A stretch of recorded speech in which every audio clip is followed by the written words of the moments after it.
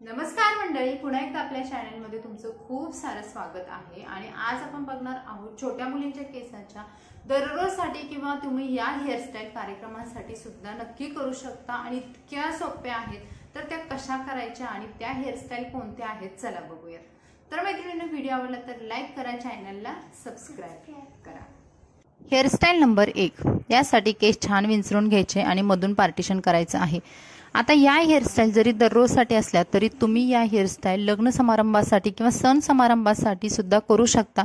फक्त तुम्ही त्या पद्धतीने जर डेकोरेट केलं तर ही हेअरस्टाईल सुद्धा सण समारंभांसाठी अगदी परफेक्ट होऊन जाते। सेंटर पार्टिशन केल्यानंतर आपल्याला पुन्हा कानांपासून असं इयर टू इयर पार्टिशन करायचं आहे। दोन्ही बाजूला कानांपासूनचे केस आहेत मागचे ते गोळा करायचे, पुढचे केस तसेच सोडून द्यायचे। आता माझ्या मुलीचे जे केस आहेत ते खूप छोटे आहेत, हिच्यापेक्षा जर मोठे केस असतील तरी सुद्धा ही हेअरस्टाईल तुम्ही आरामात करू शकता। पाठीमागचे केस आहे दोन्ही बाजूचे कानाच्या मागचे ते आपल्याला गोळा करायचे आहेत आणि इथे एक पोणी बांधून घ्यायची आहे। आता तुम्ही दररोजसाठी जर हेअरस्टाईल करत असाल तर जो आपण रबर बँड वापरणार आहोत तर तो थोडासा अट्रॅक्टिव्ह किंवा थोडासा छान दिसायला असावा, असं वापरलं तरी आणखी हेअरस्टाईलला गेटअप येतो। आणि सण समारंभांसाठी वापरत असाल तर एखादा ब्लॅक कलरचा रबर बँड बांधा आणि त्याच्या बाजूला छान असे गजरे लावा किंवा गोल असा गजरा लावला तरी सुद्धा ही हेअरस्टाईल आणखी सुंदर दिसते। एका बाजूला जे केस सोडले होते ते पुन्हा गोळा करायचे हातामध्ये आणि एकच रोल केलेला आहे। बघा, मी हातामध्ये पकडले आणि छान असा टाईट रोल केलेला आहे। आणि इकडे टिकटॉकचे क्लिप असतील किंवा तुमच्याकडे बॉबपिन असेल तर त्यांनी छान सिक्युअर करून घ्यायचे आहे, जेणेकरून समोरचे केस आहे ते सुटू नयेत किंवा हलू नयेत। सिल्की केस असतील तर खूप प्रॉब्लेम येतो, कारण केस पुन्हा पुन्हा सुटत राहतात।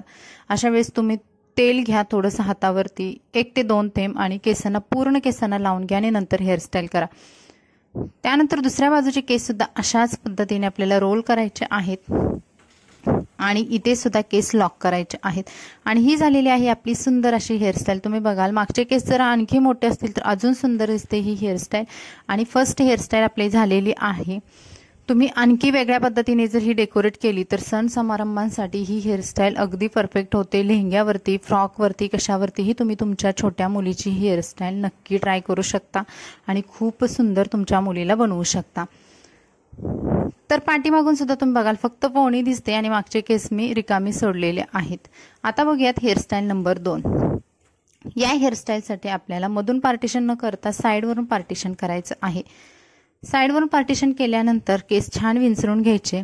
ज्या साईडला आपण मोठा केसांचा भाग सोडला आहे त्या साईडला थोडेसे केस असे घ्यायचे समोरचे आणि तिथे एका ब्लॅक कलरच्या डिस्को रबरने सुद्धा तुम्ही हे केस बांधू शकता।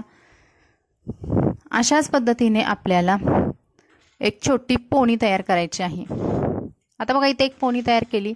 अशाच पद्धतीने तुम्ही 3 ते 4 पोण्या समोरून करू शकता किंवा या 4 ते 5 पोण्या तुम्ही कानापर्यंत जेवढे केस आहेत तिथेपर्यंत नेऊन या छोट्या छोट्या पोण्या तयार करायच्या आहेत। या दोन्ही हेअरस्टाईल अगदी 1 ते 2 मिनिटांमध्ये होतात, त्यामुळे तुम्हाला जेव्हा घाई असेल तेव्हा सुद्धा तुम्ही या हेअरस्टाईल नक्की करू शकता।